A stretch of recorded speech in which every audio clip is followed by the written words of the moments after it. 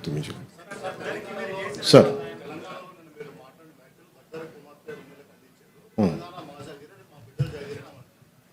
ఏదండి అది ఎవరికి మాట్లాడాను? అది తెలంగాణ ప్రజలను ఉద్దేశించి కాదు కదా.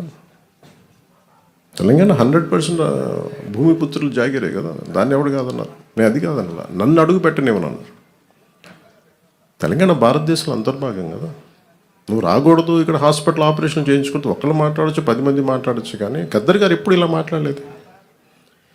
మా అజయ్ కుమార్ గద్దర్ గారి శిష్యులే కదా.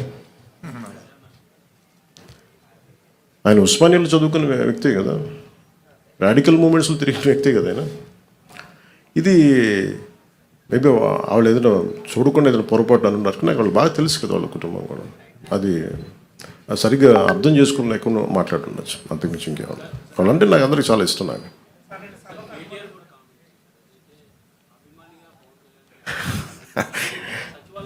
కేటీఆర్ గారు నాకు చాలా మంచి బ్రదర్ కైండ్ రిలేషన్షిప్. మా ఇద్దరికి అనేక సందర్భాల్లో కలిసాం. మా ఇద్దరికి చాలా పరస్పర ఇష్టాలు ఉన్నాయి.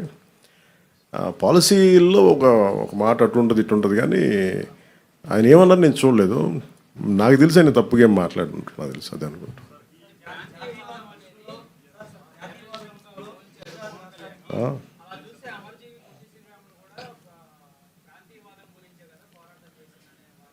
అంటే మనం ప్రత్యేక రాష్ట్రం కోరుకోవటం వేరు, ప్రత్యేక రాష్ట్రం కోరుకోవటం వేరు. ఇప్పుడు అమర్జీవి పొట్టి శ్రీరాములు గారు ప్రత్యేక రాష్ట్రం కోరుకున్నారు, తెలుగు ప్రజలు కావచ్చు, ఆంధ్ర ప్రాంత ప్రజలు కావచ్చు.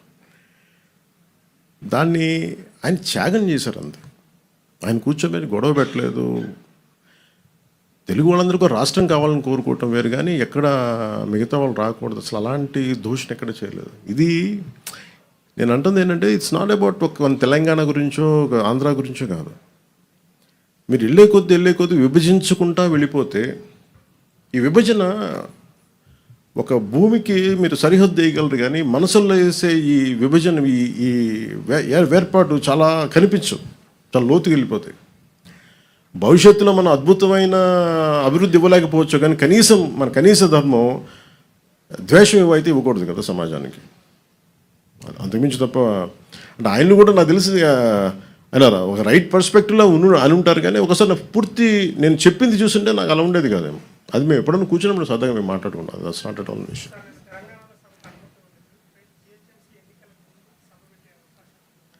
ఎంతకాలం ఆపుతారు సార్ ఎక్కడైనా సరే?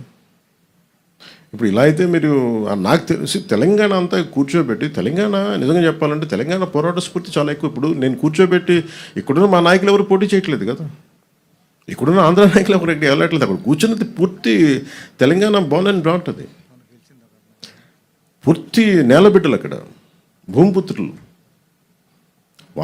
వాళ్ళు పోటీ చేస్తారంటే ఆపేది ఎవరండి? వాళ్ళు సభ పెట్టుకుంటారంటే ఆపేది ఎవరు? ఎంతకాలం ఆపగలరు? ఇజ్ ఇట్ యాంటీ కాన్స్టిట్యూషనల్ కదా. ఈవెన్ తెలంగాణ పోలీసు కూడా అదే చెప్తారు కదా, ఒకరోజు ఆపగలరు, 2 రోజులు ఆపగలరు, కానీ అన్నా తెలుసు ఎక్కడ ఆప్ చేయలేదు, జరగదు కూడా.